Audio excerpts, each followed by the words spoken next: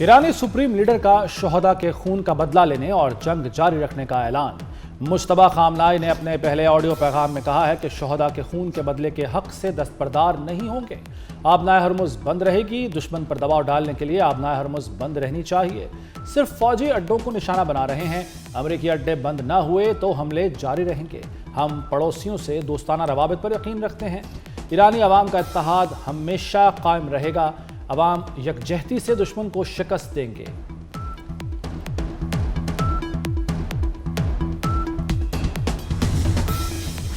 مشرق وسطی میں کشیدگی۔ وزیراعظم شہباز شریف انتہائی اہم دورے پر سعودی عرب پہنچ گئے۔ وزیراعظم سعودی ولی عہد محمد بن سلمان سے ملاقات۔ خطے میں جاری کشیدگی اور علاقائی سیکورٹی کی صورتحال پر تبادلہ خیال ہوگا۔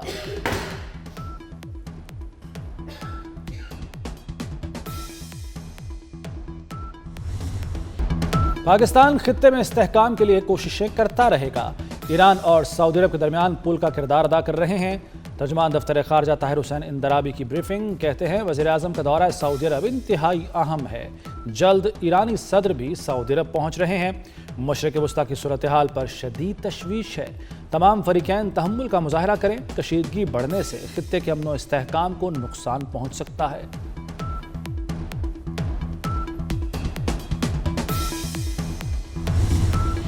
ایران کے آئینی حقوق تسلیم کیے جائے، نقصانات کا ہرجانہ ادا کیا جائے، عالمی طاقتیں آئندہ جارحیت نہ ہونے کی ضمانت دے۔ ایرانی صدر مسعود پزشکیان نے جنگ بندی کے لیے 3 شرائط رکھ دیں۔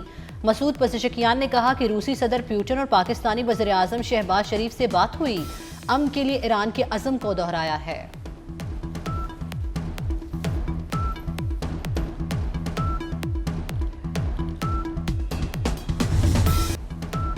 ایران کے خلاف جنگ پہلے ہی گھنٹے جیت لی تھی۔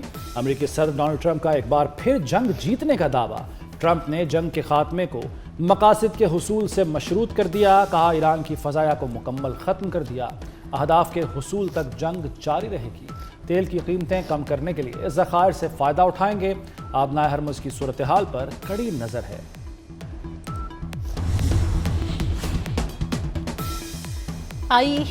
IEA کے تیل کے محفوظ ذخائر جاری کرنے کا اعلان بھی کام نہ آیا۔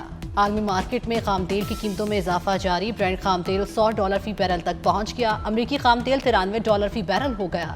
عالمی توانائی ایجنسی کے ارکان کے پاس 1.2 ارب بیرل سے زیادہ کا ہنگامی ذخیرہ ہے۔ مشرق وسطی میں تیل تنصیبات اور آئل ٹینکرز پر حملے جاری۔ عراق کی سمندری حدود میں 2 غیر ملکی آئل ٹینکرز پر حملہ۔ بارود سے بھری 2 کشتیوں نے آئل ٹینکرز کو نشانہ بنایا۔ حملے کے بعد آگ بھڑک اٹھی۔ عملے کا ایک اہلکار ہلاک، 38 ارکان کو بچا لیا گیا۔ واقعے کے بعد آئل پورٹ پر تمام آپریشنز معطل۔ بحرین کے علاقے مہرک میں فیول سٹوریج ٹینک پر حملہ۔ عمان کی سلالہ پورٹ پر ایرانی حملے سے تیل کے ذخیرے میں آگ بھڑک اٹھی۔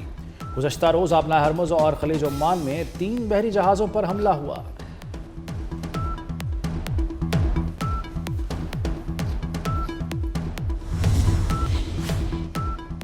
ایران کے امریکی اڈوں اور اسرائیل پر تباہ کن وار حملوں کی 41ویں لہر نے دشمن پر قہر ڈھا دیا۔ تازہ حملوں میں بڑے میزائلوں سے اسرائیل کو نشانہ بنایا گیا۔ تل ابیب پر خرمشیر، قدر اور خیبر شکن میزائل داغے گئے۔ حملوں میں خودکش ڈرون کا بھی استعمال کیا گیا۔ کویت، متحدہ عرب امارات اور عراق میں میزائل سے حملے۔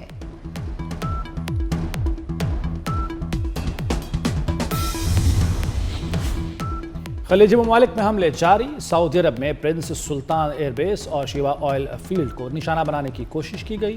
ڈرونز کہاں سے داغے گئے واضح نہ ہو سکا۔ سعودی وزارت دفاع نے 18 ڈرونز کو روکنے اور تباہ کرنے کا دعویٰ کر دیا۔ دبئی میں ڈرون حملے کے نتیجے میں ایک عمارت میں معمولی آگ لگی۔ بحرین میں 4 جاسوس گرفتار۔ کویت میں رہائشی عمارت پر ڈرون حملے میں 2 افراد زخمی ہوئے۔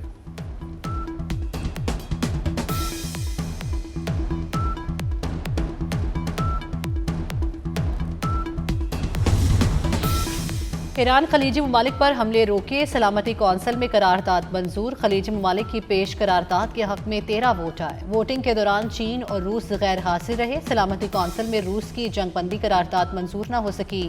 امریکہ نے جنگ بندی کی روسی قرارداد ویٹو کر دی۔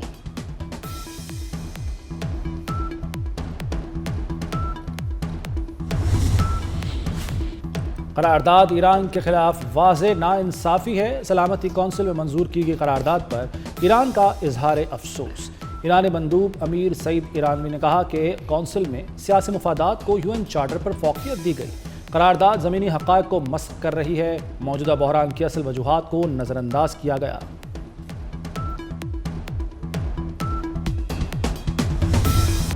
ایران پر حملوں نے عالمی امن خطرے میں ڈال دیا۔ پاکستان نے اقوام متحدہ میں بحرین اور روس کی پیش کی قراردادوں کی حمایت کر دی۔ پاکستانی مندوب عاصم افتخار نے کہا کہ متحدہ عرب امارات پر ایرانی حملوں سے 2 پاکستانی جاں بحق ہوئے۔ امید ہے خلیجی ممالک کی سرزمین پر حملے فوری بند ہوں گے۔ اب نائے ہرمز میں جہاز رانی کے حقوق اور آزادیوں کو نقصان نہیں پہنچایا جائے گا۔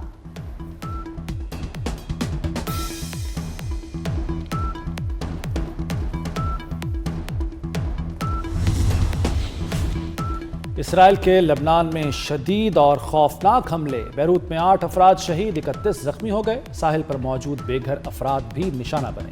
اسرائیل نے زاہیہ کے علاقے میں 100 راکٹ داغے، جنگی طیاروں نے بیت یاہون، کونین اور جنوبی لبنان کے دیگر قصبوں پر بمباری کی، توپ خانے سے بھی شدید گولے برسائے گئے۔ اسرائیلی حملوں میں 634 شہری جاں بحق، 8 لاکھ بے گھر ہو چکے۔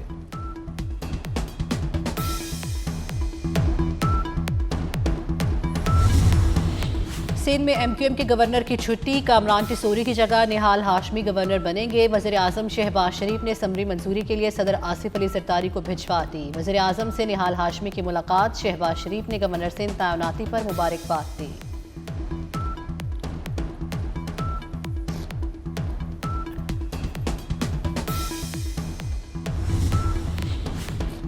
گورنر سندھ کی تبدیلی پر MQM پاکستان ناراض، حکومت چھوڑنے کی دھمکی دے دی۔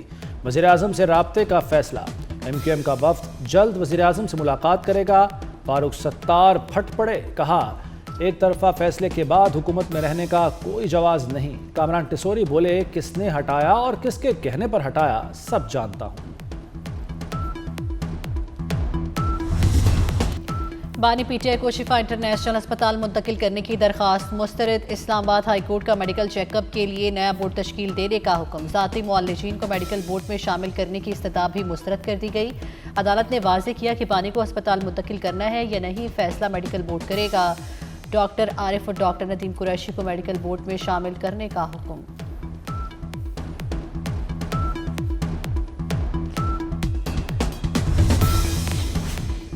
بانی PTI کی آنکھ کے معاملے پر پوری جماعت اور پاکستان کو تشویش ہے۔ بیرسٹر گوہر کی پارلیمنٹ ہاؤس کے باہر میڈیا سے گفتگو، کہا بانی نے 1000 دن جیل میں گزارے، ایک دن شفا اسپتال منتقل کر دیں تو کیا ہو جائے گا؟ ذاتی معالج اور خاندان کے افراد بانی کے ساتھ ہوں، یہ تو انسانی بنیادوں پر بھی ہونا چاہیے۔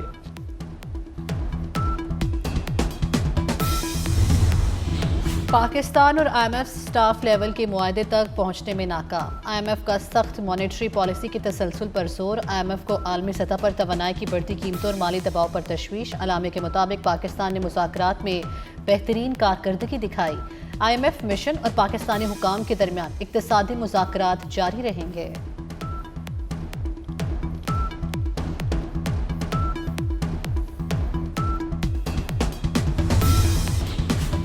ایران سے پاکستانیوں کی واپسی جاری، 11ویں روز بھی متعدد افراد گوادر کے راستے وطن پہنچ گئے۔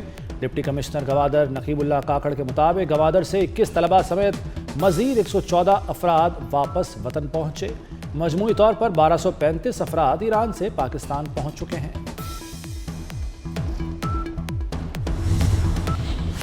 کینیڈا ایران جنگ میں کبھی حصہ نہیں لے گا، کینیڈین وزیر اعظم مارک کارنی نے کہا کہ ایران جنگ پر کینیڈا کا موقف واضح ہے، کینیڈا ان اقدامات کی حمایت کرتا ہے جو ایرانی جوہری پروگرام اور دہشت گردی کی برآمد کو روکیں۔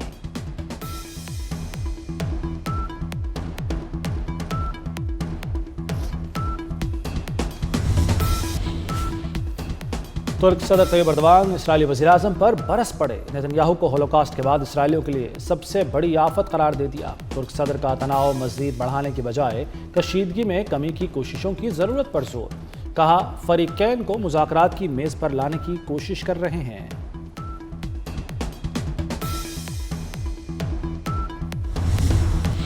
آپریشن غزب الحق کامیابی سے جاری، پاک افواج کی افغان طالبان اور فتنہ الخوارج کے خلاف مؤثر کارروائیاں، سیکیورٹی ذرائع کے مطابق پاک فوج نے پاک افغان سرحد پر ٹل سیکٹر سے ملحقہ افغان طالبان کی پوسٹوں کو نشانہ بنایا۔ مؤثر کارروائی کے دوران افغان طالبان کی پوسٹیں مکمل طور پر تباہ ہو گئی۔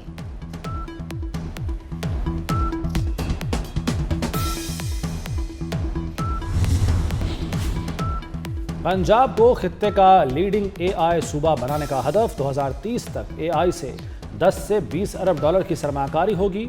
پنجاب اے آئی آفس میں اسپیشل پروجیکٹ ڈیلیوری یونٹ قائم ہوگا۔ پہلے اے آئی ڈیلیوری یونٹ قائم کیا جائے گا۔ لاہور میں بارش اور یالہ باری، راولپنڈی، گجرانوالہ، ناروال سمیت پنجاب کے کئی اضلاع میں موسلادھار بارش۔ اسلام آباد میں بھی برسات سے گرمی کی شدت میں کمی آ گئی۔ خیبر پختونخوا کے مختلف علاقوں میں بارش، سیاحتی مقامات ناران اور بابو سر ٹاپ پر برف باری۔ گلگت بلتستان کے بلائی علاقوں میں بھی سفید موتیوں کی برسات۔